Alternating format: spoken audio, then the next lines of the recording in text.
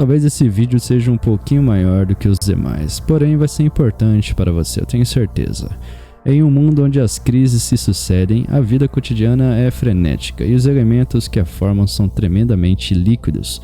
O estoicismo é apresentado para muitas pessoas bem-sucedidas, instrutores pessoais ou escritores como a melhor filosofia ou lifestyle para ajudá-los a viver uma vida mais plena, baseada no valor da razão e não em tentar dominar o que está além do nosso controle. Então, como desenvolver um estilo de vida mais estoico? Vamos basear esse tema direcionado aos grandes ensinamentos de grandes filósofos, um deles como o imperador Marco Aurélio. Então fique conosco nesse vídeo até o final, porque eu tenho certeza que vai ser importante para você.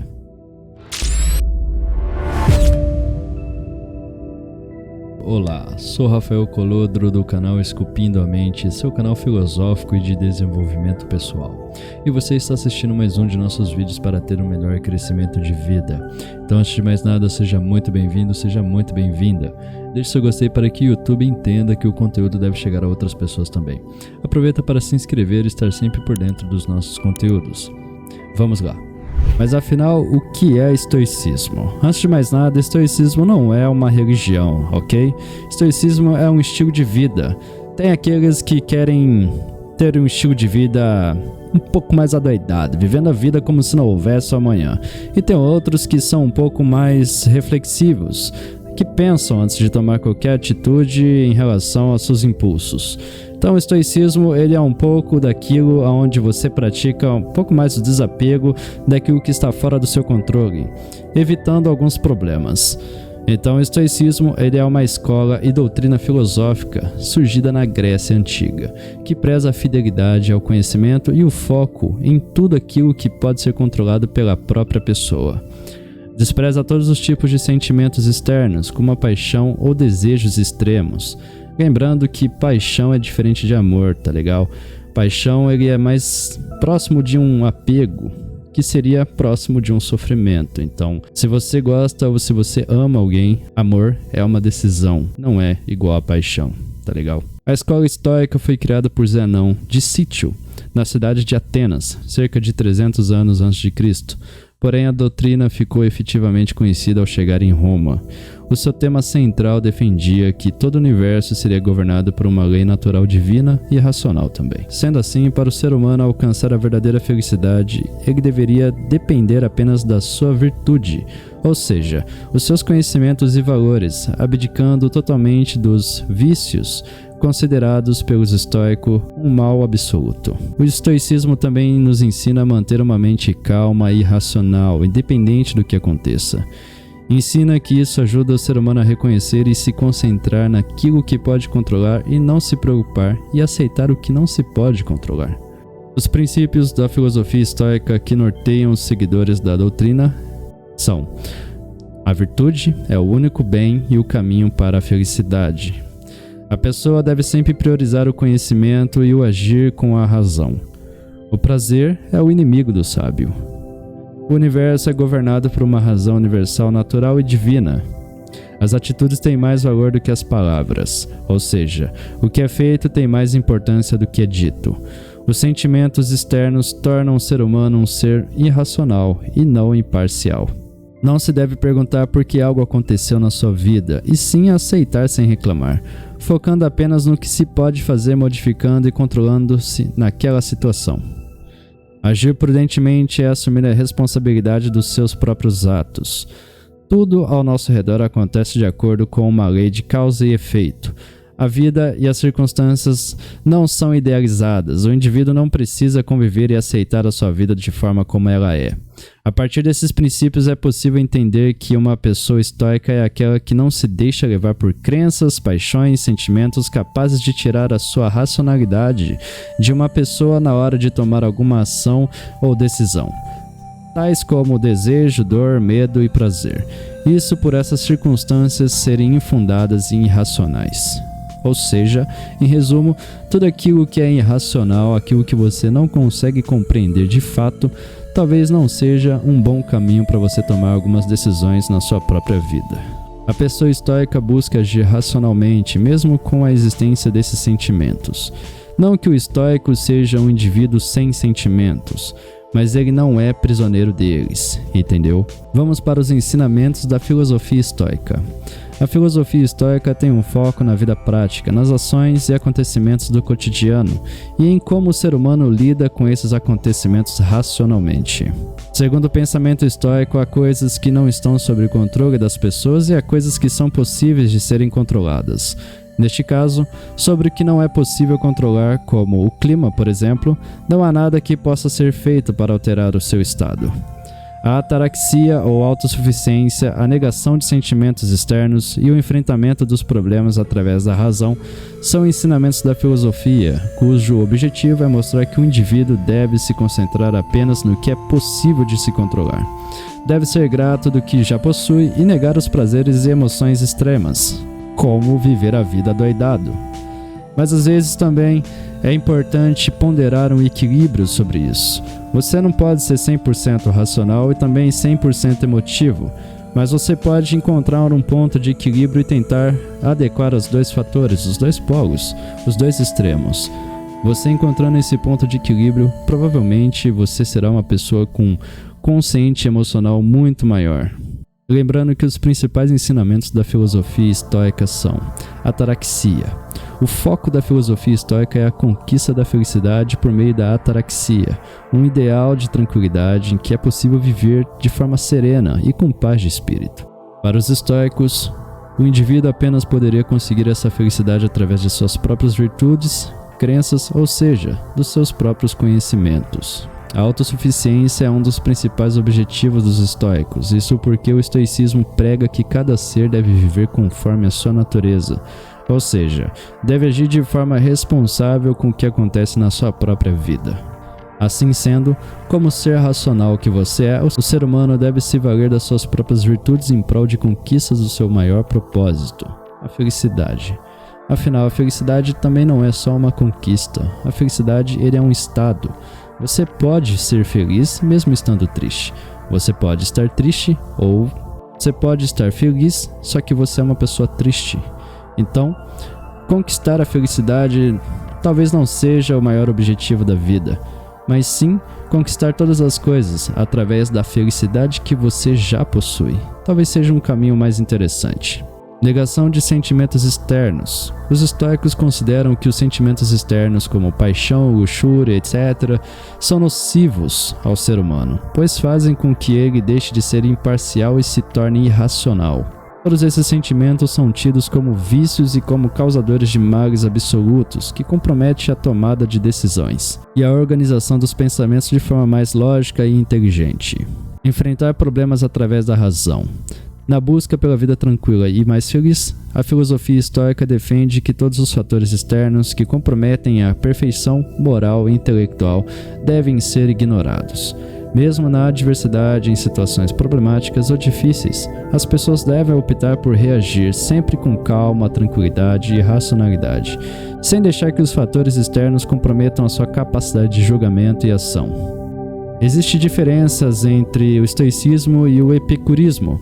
O epicurismo também foi uma escola filosófica da Grécia Antiga, fundada entre 341 a 270 a.C., por Epicuro.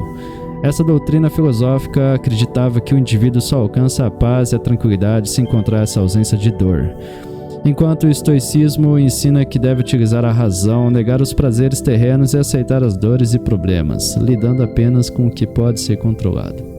O epicurismo prega que os indivíduos devem procurar prazeres moderados para alcançar um estado de tranquilidade e de libertação da dor. No entanto, os prazeres não podem ser exagerados, pois pode apresentar perturbações que dificultam o encontro da serenidade, felicidade e saúde corporal. Enquanto isso, o estoicismo, contrariando o epicurismo, prega que a busca da felicidade está na eliminação dos prazeres e nas ações racionais, diante de qualquer circunstância.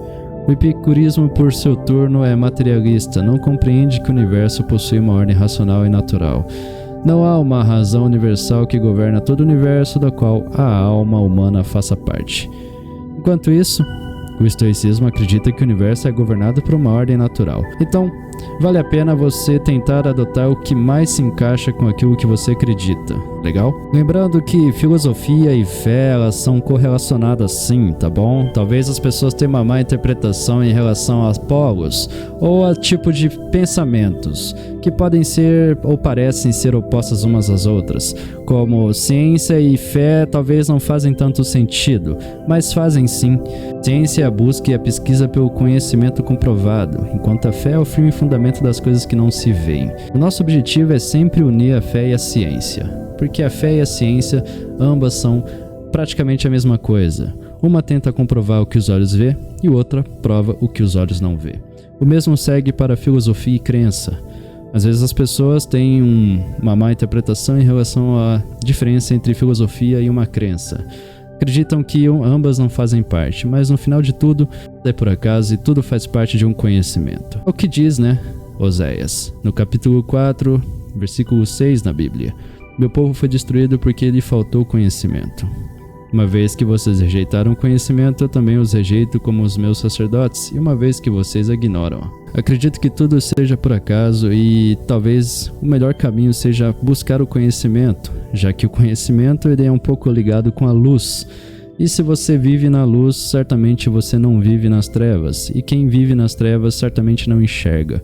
Então, procure entender um pouco melhor a respeito do caminho que você segue. Talvez essa seja a sua principal filosofia. Encontrar a luz e o caminho que você segue certamente é muito mais interessante do que andar às cegas sem saber para onde está indo. Mas voltando para aqueles que querem levar um estilo de vida mais estoico, temos 3 práticas simples.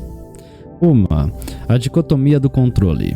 A principal tarefa da vida é simplesmente a seguinte: identificar e separar os assuntos para que eu possa dizer claramente a mim mesmo quais são os aspectos externos que não estão sob meu controle e que têm a ver com escolhas que eu realmente controlo, onde então procuro o bem e o mal.